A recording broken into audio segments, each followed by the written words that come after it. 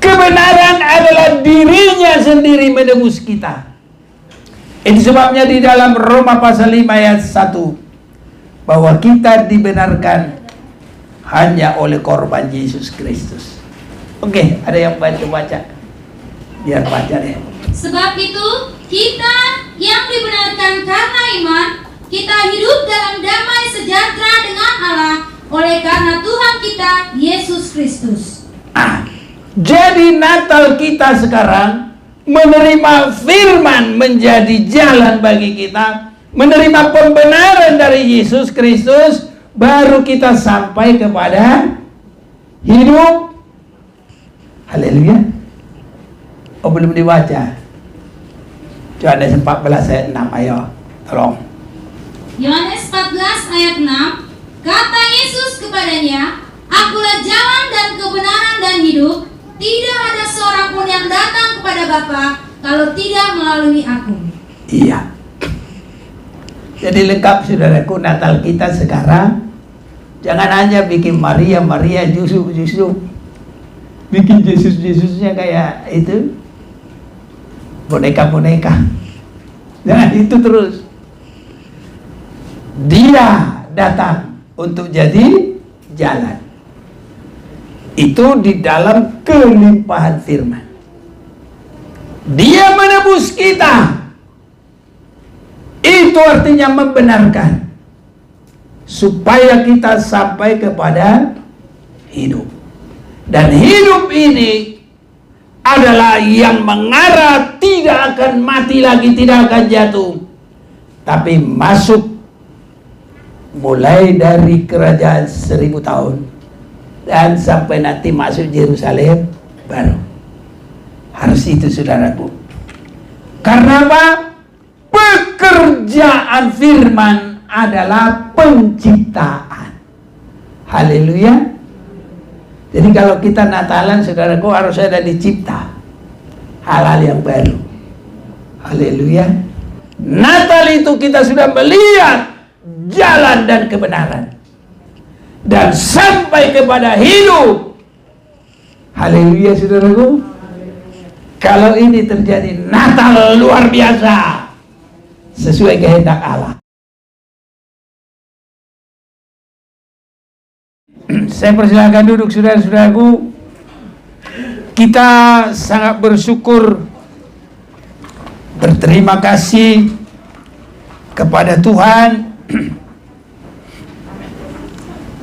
Tuhan masih memimpin kita dalam perayaan Natal saat ini.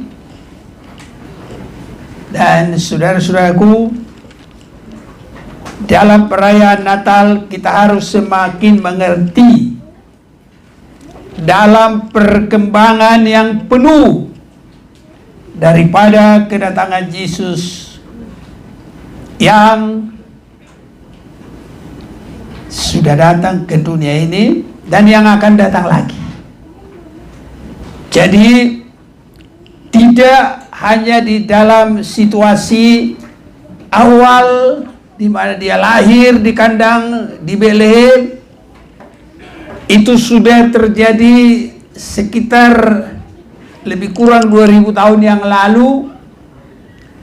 Kita tidak lagi hanya di dalam berkisar di situ, tapi kita harus semakin masuk dalam perkembangan sepenuhnya. Hal yang gampang sekali saudaraku dalam masyarakat dulu untuk mengolah singkong. Tahu singkong kan? Ubi kayu. Hanya direbus makan. Tapi sekarang sudah banyak yang mengerti bikin kue di jemur, giling, ada bikin onde-onde bisa. Jadi ada perkembangannya saudaraku. Terlebih firman Tuhan tentang kelahiran Yesus Jangan hanya monoton yang lahir di kandang Betlehem dari tahun ke tahun. Itu namanya seperti sekolah, nggak ada meningkat-meningkatnya itu. Ada kadangkala saudara-saudaraku, mana-mana yang tidak tertulis itu yang lebih diperhatikan. Contohnya banyak juga membahas yang tidak tertulis, karena dalam Injil Yohanes di situ boleh kita perhatikan semua perbuatan Yesus tidak muat hanya di dalam Alkitab ini. Jadi tidak semua ditulis. Di dalam Yohanes pasal 20 emang masih banyak tanda lain yang dibuat Yesus di depan mata murid-muridnya yang tidak tercatat dalam kitab ini. Tetapi semua yang tercantum di sini telah dicatat supaya kamu percaya bahwa Yesus adalah Mesias, Anak Allah, dan supaya kamu oleh imanmu memperoleh hidup dalam namanya. Jadi ada kadangkala orang membuat, mengarang yang tidak tercatat seolah-olah tercatat. Ini pengajar-pengajar juga, saudara-saudaraku. Tapi saya yakin dalam Wahyu pasal 22 Alkitab kita ini tidak perlu lagi ditambah, tidak perlu lagi dikurang, sehingga orang selalu seperti membuat apa yang tidak tercatat itu yang diperhatikan. Jadi saudara-saudaraku, kalau kita perhatikan apa yang tercatat ini, itu sudah cukup membawa kita kepada segala rencana Allah. Ada kadangkala mudah sekali orang membuat hal-hal yang tidak pasti. Kalau firman ini diajarkan, mereka tidak perhatikan. Tapi hal-hal yang tidak pasti, mereka gampang sekali membuat. Contohnya kayak seperti apa? Yang bawa hadiah itu kita nggak tahu bagaimana kehidupannya itu. Kita nggak tahu bagaimana pertobatannya itu. Kita nggak tahu dari mana hadiah yang dia bawa itu. Tapi kalau untuk sinterklas tidak ada diajari, gampang. Bajunya, topinya, caranya. Makanya kita nggak terlalu senang dengan cara begitu. Sebab apa yang tertulis saja kalau kita sudah lakukan, itu sudah cukup membawa kita kepada segala rencana Allah. Sinterklas itu kita belum ngerti bagaimana kesaksiannya itu, apa benar apa enggak. Hadiahnya itu apa dari mana? Kalau itu yang dari dicuri, buat apa kita yang gitu-gitu, tiru-tiru begitu? Ya. Jadi apa yang tidak pasti langsung dibuat. Nah, bagi kita saudaraku, tidak demikian. Harus benar-benar apa yang tertulis, dan kita harus semakin meningkat dalam pengertian apa yang tertulis. Haleluya saudaraku. Ya. Baik. Dalam Yohanes pasal 1 ayat yang ke-14, firman itu telah menjadi manusia dan diam di antara kita. Dan kita telah melihat kemuliaannya, yaitu kemuliaan yang diberikan kepadanya sebagai anak tunggal Bapa, penuh kasih karunia dan kebenaran. Kita baca bersama 1, 2, 3. Firman itu telah menjadi manusia dan diam di antara kita, dan kita telah melihat kemuliaannya, yaitu kemuliaan yang diberikan kepadanya sebagai anak tunggal Bapa, penuh kasih karunia dan kebenaran. Saudara-saudaraku, ada 4 Injil supaya lengkap kedatangan Yesus dalam posisi-posisinya untuk menjangkau semua manusia. Dalam Injil Yohanes ini, posisi Yesus di sini adalah posisi Allah. Itu sebabnya di sini kita langsung lihat ayat pertama, pada mulanya. Mulanya itu Tuhan. Permulaan sekali adalah Tuhan. Haleluya. Amin, saudaraku. Kiranya Tuhan kasih pengertian bagi kita. Dan pada mulanya adalah firman. Firman itu bersama-sama dengan Allah, dan firman itu adalah Allah. Dari situlah kita tahu posisi Yesus, kealahannya. Dan kalaupun dia menjadi manusia, itu firman yang menjadi manusia. Kalau prosesnya firman diterima oleh Maria, maka oleh kuasa Roh Kudus dia mengandung. Tapi bukan dari pernikahan suami istri. Jadi murni firman menjadi manusia. Itulah kealahan Yesus, supaya dunia boleh merasakan kasih Allah yang luar biasa. Di dalam Injil Matius itu lebih diarahkan kepada orang Israel yang saat itu tidak ada raja. Jadi makanya Yesus itu langsung ditunjukkan ada silsilahnya. Kalau Injil Yohanes, Allah itu nggak punya silsilah. Melkisedek saja tidak ada silsilah, karena dia juga adalah menunjukkan bagian dari Allah. Jadi dalam Injil Yohanes juga nggak ada silsilah. Kita cari sampai kapanpun nggak ada silsilah Yesus. Tapi kalau dalam Injil Matius langsung mulai dari Matius 1, inilah silsilah Yesus Kristus, anak Daud, anak Abraham, Ishak, Yakub, dan selanjutnya. Kenapa demikian?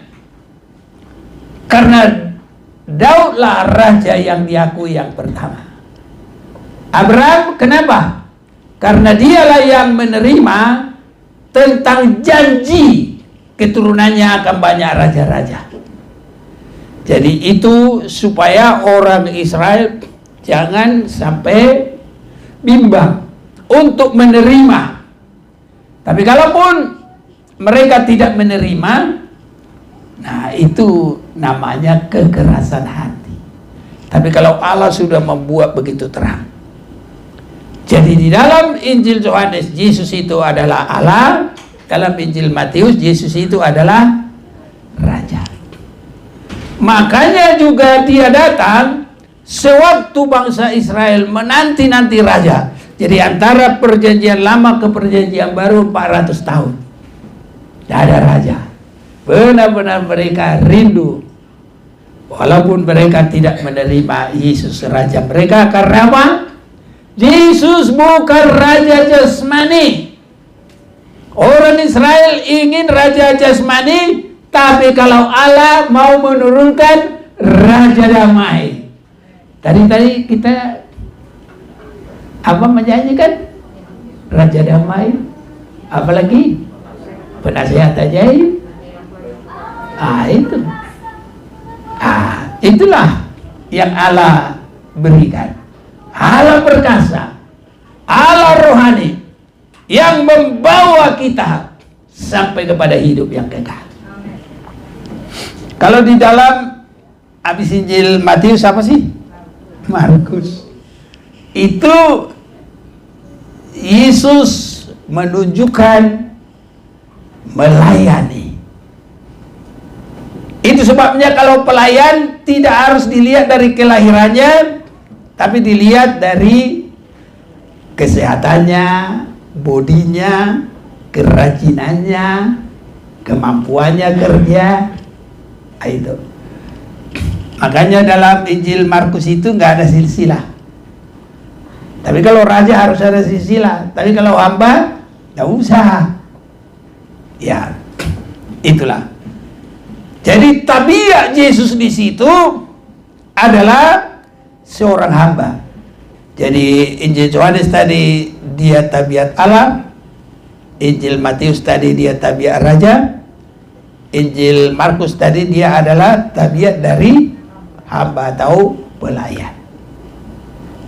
Makanya ini semua harus lengkap pada kita.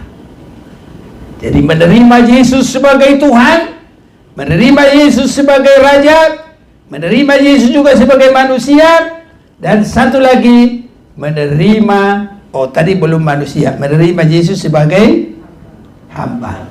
Baru yang terakhir Injil Lukas sebagai manusia yang mengerti bagaimana seluk-beluk manusia. Makanya penulisnya juga adalah Dr. Lukas, karena lebih tahu semua manusia. Jadi itulah pintu dalam kerajaan Allah itu.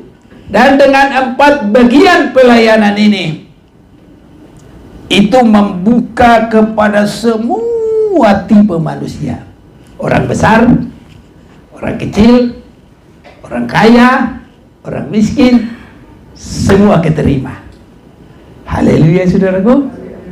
Ya, itulah sebagai pengantar dulu untuk itu. Sekarang kita masih lebih maju lagi. Injil Yohanes 1 tadi ayat yang ke-14, firman itu telah menjadi manusia. Untuk apa itu menjadi manusia? Ya, Allah mau berfirman kepada manusia. Ibrani pasal yang pertama, saya mau ajak kita baca ini.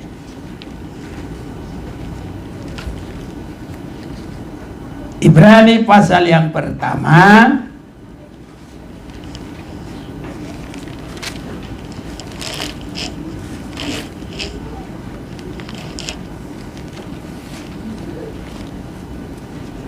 saya bacakan bagi kita. Setelah pada zaman dahulu Allah berulang kali dan dalam pelbagai cara berbicara kepada nenek moyang kita dengan perantaraan nabi-nabi. Yang kita perhatikan di sini adalah Allah berbicara. Maka pada zaman akhir ini Ia telah berbicara kepada kita dengan perantaraan anaknya yang telah Ia tetapkan sebagai yang berhak menerima segala yang ada. Oleh Dia Allah menjadikan alam semesta. Jadi dengan Yesus datang ke dunia ini, Allah berbicara kepada kita. Haleluya. Emang kenapa kalau Allah berbicara kepada kita? Saudaraku, kalau Allah berbicara, disitulah Dia berbuat perkara-perkara ajaib. Haleluya. Ya. Kejadian pasal yang pertama. Ini kita tidak lagi hanya cara Natal yang biasa, bikin kambing, bikin jusuk, bikin ini, rumah-rumah. Tidak lagi, saudaraku. Kita harus semakin masuk dalam perkembangan sepenuh. Kejadian 1 ayat 3, berfirmanlah Allah. Inilah yang sebagai pertama penciptaan, baik terang, bentangan, atau pemisah, tumbuh-tumbuhan. Habis itu apa sih? Benda-benda penerang. Habis itu binatang yang berkeriapan di air. Ini saudara-saudara. Semua itu diawali dengan berfirmanlah Allah. Terciptanya juga manusia, itu juga berfirmanlah Allah. Dan di situ dalam ayat 26, berfirmanlah Allah, baiklah kita menjadikan manusia menurut gambar dan rupa kita. Jadi kalau Allah berfirman, Allah akan berbuat sesuatu. Haleluya. Malam hari ini kita harapkan Allah berbuat sesuatu bagi kita. Apa yang terlalu sebagai inti yang Allah inginkan adalah melanjutkan ciptaan ini. Apa ciptaan Allah yang belum selesai? Di dalam 1 Yohanes 3 ayat 1 dengan 2, supaya manusia itu segambar dengan Yesus. Ini saudaraku perkembangan. Ini. Itu sebabnya Yesus berkata, akulah jalan. Dia menjadi manusia untuk dia bisa menjadi jalan. Dan kita bisa menemukan. Haleluya. Bagaimana kalau dia sudah jalan? Dia adalah kebenaran. Kebenaran itu apa? Yesus mati tersalib membenarkan kita.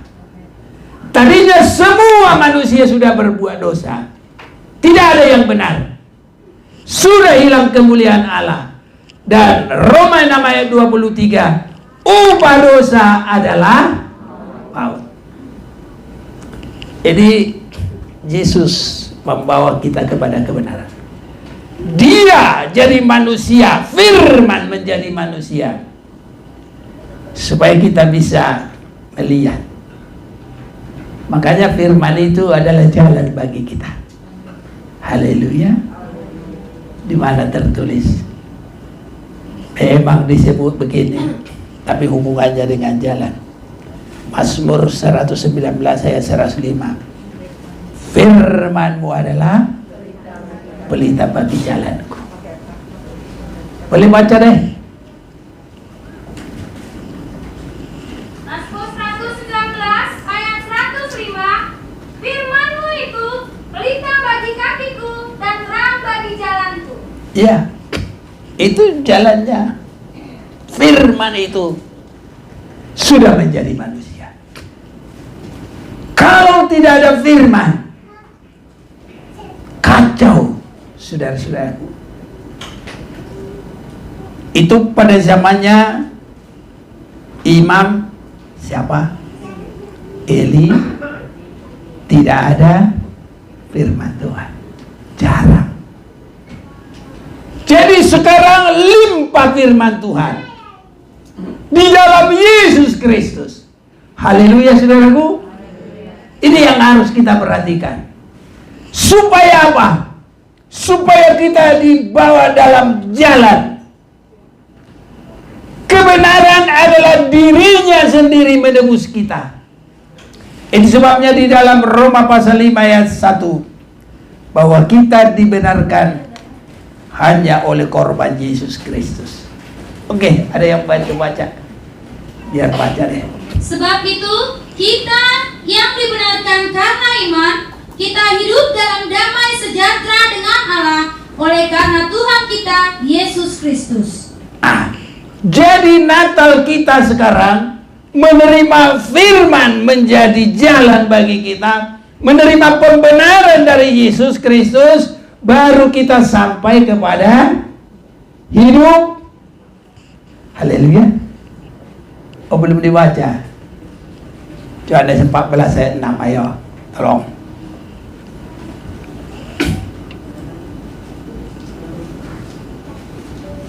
Yohanes 14 ayat 6, kata Yesus kepadanya, akulah jalan dan kebenaran dan hidup, tidak ada seorang pun yang datang kepada Bapa kalau tidak melalui aku.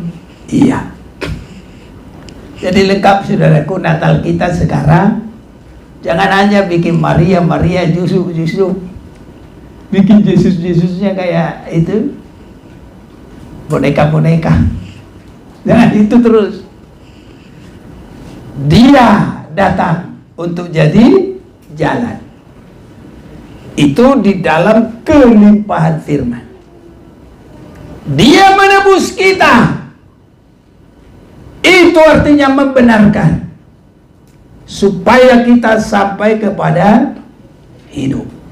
Dan hidup ini adalah yang mengarah tidak akan mati lagi, tidak akan jatuh. Tapi masuk mulai dari kerajaan 1000 tahun dan sampai nanti masuk Yerusalem baru. Harus itu saudaraku. Karena apa? Pekerjaan firman adalah penciptaan. Haleluya. Jadi kalau kita Natalan saudaraku harus ada dicipta hal-hal yang baru. Haleluya. Ini jadi jangan sibuk hanya tidak tertulis, jangan sibuk hanya dalam kebiasaan, jangan sibuk hanya di dalam, biarpun bagus itu pernak-pernik itu, tapi Natal itu bukan itu.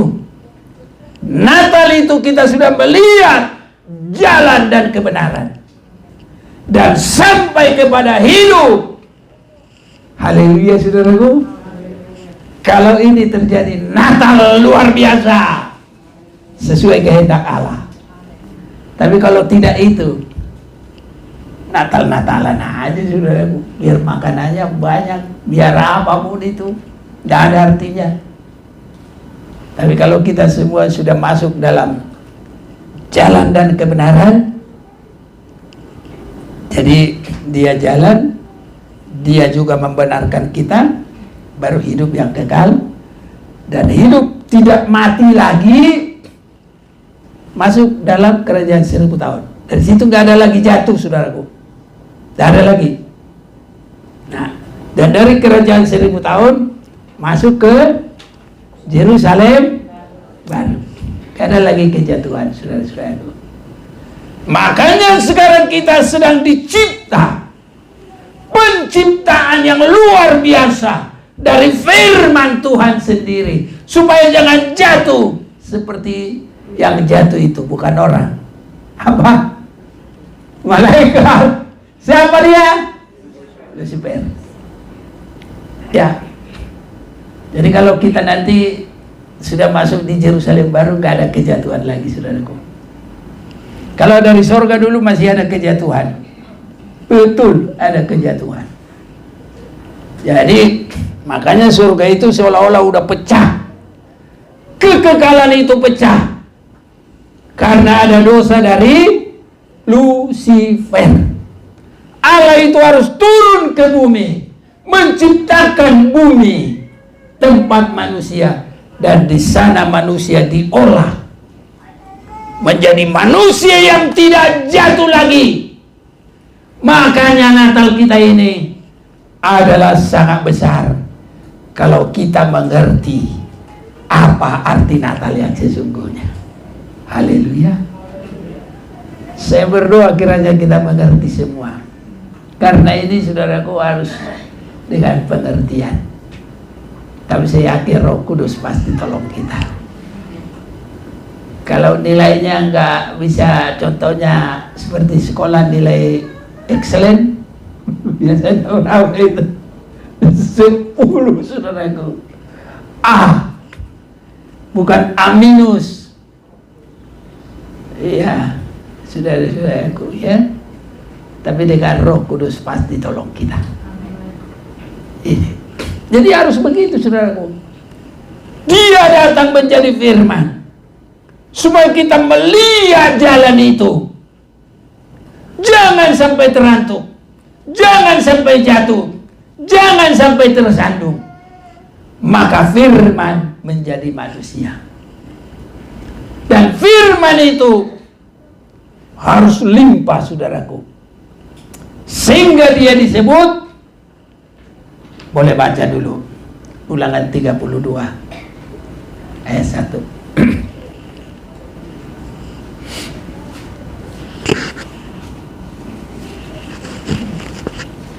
Ulangan 32 ayat 1. Nyanyian Musa.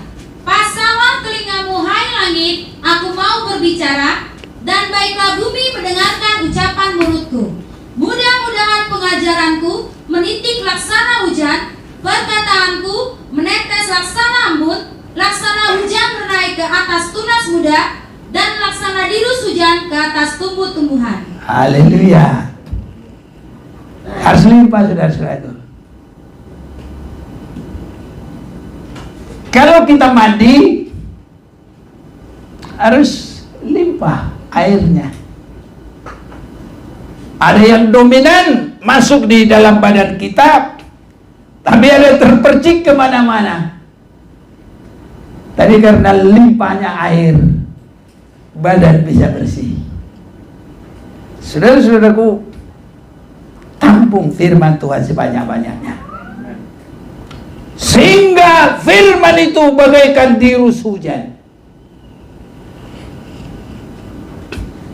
Kalau kita lihat tanaman itu kan gak semua hujan itu ke dia. Ya yang dia butuhkan di situ. Tapi hujan itu limpah. Saudara-saudaraku, jangan kosong firman Tuhan. Karena nanti pada waktunya orang biar cari-cari kemana-mana nggak ketemu. Dan akibatnya orang haus, orang sampai kelaparan seperti orang mau mati. Kalau sudah tidak ada firman Tuhan. Tapi sekarang firman Tuhan malah seperti dirus hujan. Baca dulu Amos 8 ayat 11.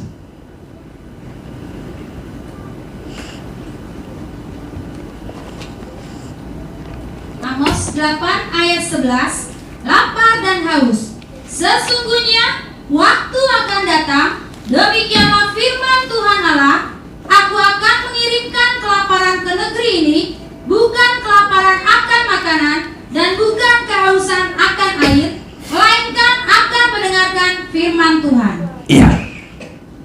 Jadi nanti terjadi kelaparan, dan kelaparan akan firman Tuhan. Akibatnya apa terus?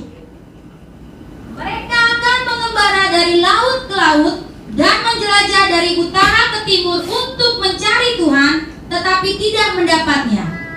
Pada hari itu akan rebah lesu anak-anak dara yang cantik dan anak-anak teruna karena haus. Mereka yang bersumpah demi Asima, Dewi Samaria, dan yang berkata, demi Allahmu yang hidup, hai Dan, serta demi dewa kekasihmu yang hidup, hai Berseba, mereka itu akan rebah dan tidak akan bangkit-bangkit lagi. Iya, tidak bangkit lagi. Tapi kalau kita tak boleh begitu. Menyanyi dulu. Tuhan menetapkan. 1, 2, 3. Tuhan menetapkan langkah-langkah orang yang hidupnya berkenan kepadanya.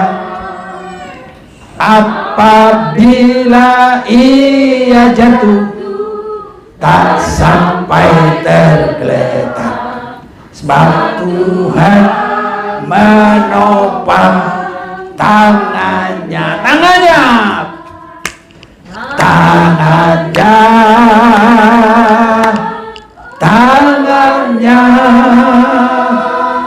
Sebab Tuhan menopang tangannya. Apabila ia jatuh, tak sampai tergeletak, sebab Tuhan menopang tangannya. Itu sebabnya saat ini harus terima limpahan firman. Firman menjadi manusia, Yesus Kristus. Dan Allah berbicara kepada kita melalui Yesus Kristus. Supaya apa? Jangan jatuh, saudaraku. Tapi supaya kita terus berjalan sampai bertemu Yesus yang datang pada kali yang kedua. Akhir zaman ini banyak kerohanian rebah, tergeletak dalam dosa. Tapi kiranya kita, saudaraku, tidak. Harus kuat, saudaraku. Tuhan pasti tolong kita. Itu sebabnya, saudara-saudaraku, menghargailah kita kepada firman. Dan sungguh-sungguh, saudara-saudaraku, bahkan kita harus hidup tergembala. Artinya, dengar, ikut. Dengar, ikut. Itu tergembala. Haleluya. Kiranya Tuhan tolong kita di situ, saudaraku. Ya. Jadi hujan yang digambarkan dengan firman harus kita semakin mengerti perkembangannya. Tidak boleh asal begitu saja. Makanya tergembala itu terus harus ditingkatkan terus. Haleluya. Dari mana? Dari pengertian, dari pembukaan rahasia firman. Makanya tidak secara hurufiah, dibuka pengertiannya. Bukan ditambah, bukan dikurang, tapi dibuka pengertiannya. Haleluya. Nah, sekarang kita mau baca dulu Amos pasal yang keempat. Ayo, siapa yang mau baca ayat 7? Aku pun telah menahan hujan daripadamu ketika 3 bulan lagi sebelum panen. Aku menurunkan hujan ke atas kota yang satu dan tidak menurunkan hujan ke atas kota yang lain. Ladang yang satu kehujanan dan ladang yang tidak kena hujan menjadi kering. Penduduk 2-3 kota pergi terhuyung-huyung ke satu kota untuk minum air, tetapi mereka tidak menjadi puas. Namun kamu tidak berbalik kepadaku, demikian firman Tuhan. Aku telah memukul kamu dengan hama dan penyakit gandum, telah melayukan taman-tamanmu dan kebun-kebun anggurmu, pohon-pohon ara dan pohon-pohon zaitunmu dimakan habis oleh belalang. Namun kamu tidak berbalik kepadaku, demikian firman Tuhan. Saudara-saudaraku, artinya kita sekarang ini harus sungguh-sungguh merapat kepada Tuhan. Karena apa? Masa-masa sekarang jarang firman. Apa disebut di sini? Sekalipun aku ini telah memberi kepadamu gigi yang 7 tadi ya. Aku pun telah menahan hujan daripadamu ketika 3 bulan lagi sebelum panen. Itu apa itu? Itu bukan hujan permulaan. Makanya kita, saudaraku, harus diulang-ulang sampai mengerti. Haleluya. Jadi padi itu ada hujan awal supaya subur tumbuhnya. Ada hujan 3 bulan lagi untuk panen. Itu untuk apa? Bukan hanya dalam pertumbuhan. Itu supaya padinya berisi dan bernas. Haleluya. Ini yang jarang di akhir zaman ini. Karena kalau hujan 3 bulan lagi untuk panen, panen itu pada hari kedatangan Yesus yang kedua kali. Kita semua dikumpul dari seluruh bumi ini, dan termasuk kita harus ada di dalamnya. Haleluya. Nah, ini harus melalui hujan 3 bulan tadi. Jadi kalau dulu panen itu ada padi yang setahun. Masih ada yang ingat di sini ada padi setahun? Aku juga ingat. Dan dulu paling cepat padi adalah 6 bulan. Sekarang sesudah IR, AR baru cepat. Kalau dulu waktu kitab ini ditulis nggak ada IR, nggak ada itu. Ini sudah itu. Jadi 3 bulan lagi itu pertengahan. Itu pengajaran yang menyempurnakan. Amin, saudaraku.